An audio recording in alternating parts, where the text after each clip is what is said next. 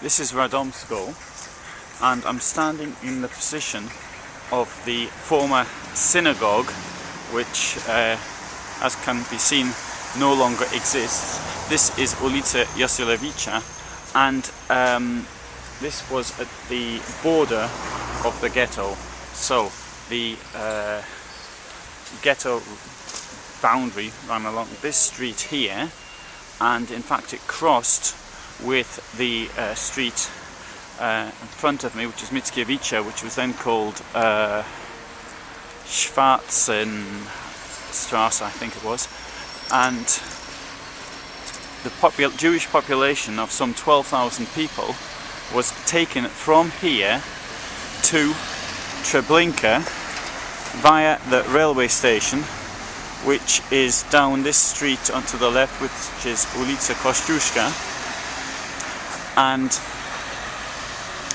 the population on the 9th of October was gathered in a place in a sports field, and selections were then made who could stay and who couldn't stay, and in two deportations, one of 5,000, one of 7,000 people, they were taken to the railway station, which is in this direction.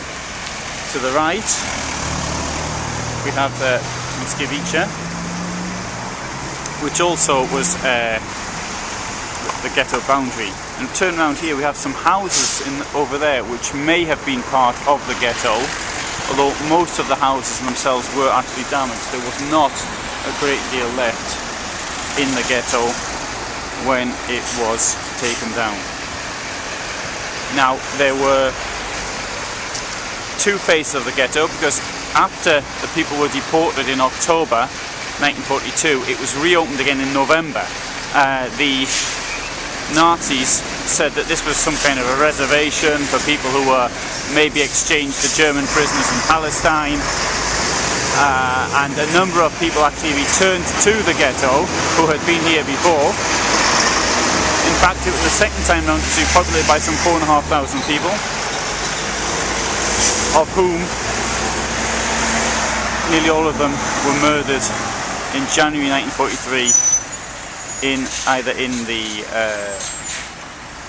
Jewish cemetery here, or by being taken once more to Treblinka.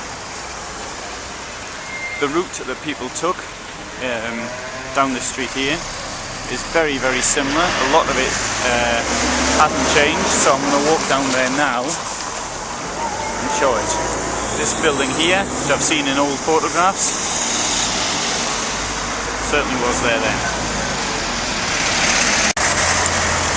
This crossroads did stand here in 1942. We have the cinema in front, which I think existed. The building existed then, although I doubt the other buildings did next to them. We have housing buildings behind as well, certainly did exist in 1942. So this cloister on the left, which is Franciscan, and it's been here, the Franciscans have been here anyway since the 13th century. And that church has been here probably as long as the Jews were here. I mean, the first Jews actually started coming in about the 19th century. It encouraged Jewish business largely because of the construction of the railway line, which went from Warsaw to Vienna via Radomsko. On the right we can see these big socialist era factories which seem derelict, though not entirely, because of this industrial area on the right. There's many things which are still prospering, such as the furniture factory, Fabianiego, which is more or less up this road and continuing beyond the railway station. There are photographs of Nazi soldiers somewhere here, with the chimneys in the background, although then there were more chimneys than there are today. And coming this way here we have the river stream, dirty canal Radomsko, which the town was named after.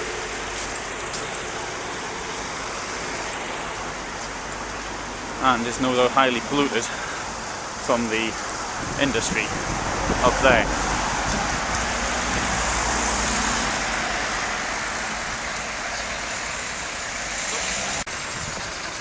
The building on the left certainly did exist in 1942, and people living in it would have witnessed the deportation of people from the ghetto to the railway station. And one of the questions that could be asked, is asked, why didn't people try to escape? Well, in the first place, where they're going to escape to? The guards did have guns, but they're only bolt action weapons. And because of that, if they all ran together, then they would have got away. But where would they have run to? That's the first thing. I think most people realised by October 1942 that they were being deported to their deaths. There's a letter, for example, which was thrown from the second transport, and somebody writes to her husband, whose name was David, and suggests that he get married again and be happy in his life. She didn't know that he'd already been transported on the first transport, and by then would have been dead. The Jewish population of Radomsko was about 10,000 people in 1939, which would have been about 40% of the population.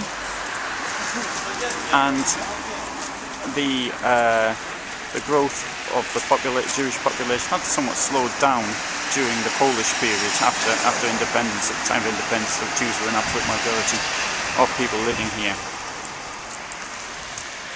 The ghetto was populated by people from other areas, chiefly from Łódź, outlying villages, maybe to a certain extent from Częstochowa as well, and Łódź.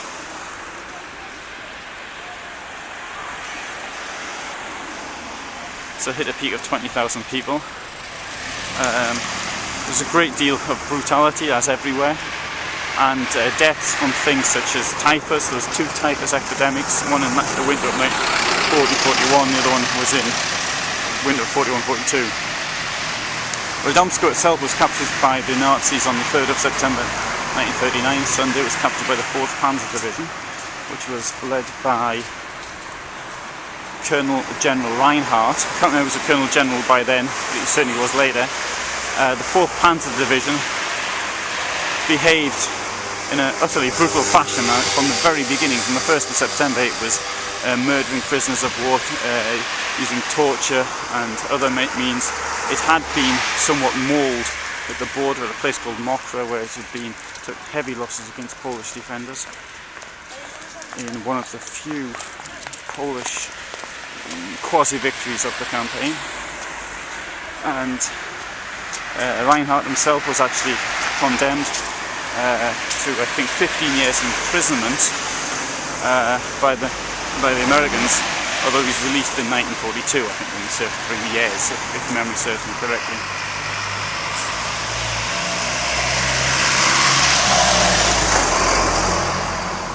So again, this building here, Kościuszki 15, it's clearly here before the war.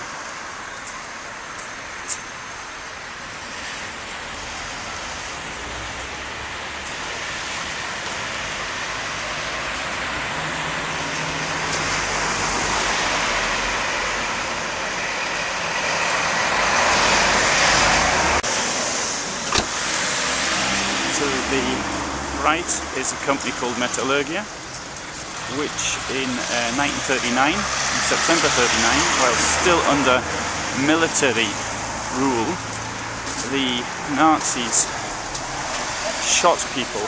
The Wehrmacht, that is, not the Nazis, but the Wehrmacht, the German army, shot people for not turning up to work. It's one of the numerous crimes committed by the German army in this region in September 1939. Now you have Ulica Raymonta, Raymond being a Polish writer who won the Nobel Prize, and he died in 1925, but he's from somewhere, he's round here. Not knowing anything about literature, I don't know what he wrote, but he is very well known. Here on the left is now, we've got the railway station. Now, where the people were actually deported from itself, now I don't know. I don't think they would have been taken into the railway station. They'd have been off a siding somewhere, and where the cattle trains would have waited to take them to Treblinka, and a journey which could have taken, I don't know how long it took, but I mean, people would report from Chesterhoven and it took 24 hours. Very, very slow, torturous journey. So, somewhere around here is the point of deportation.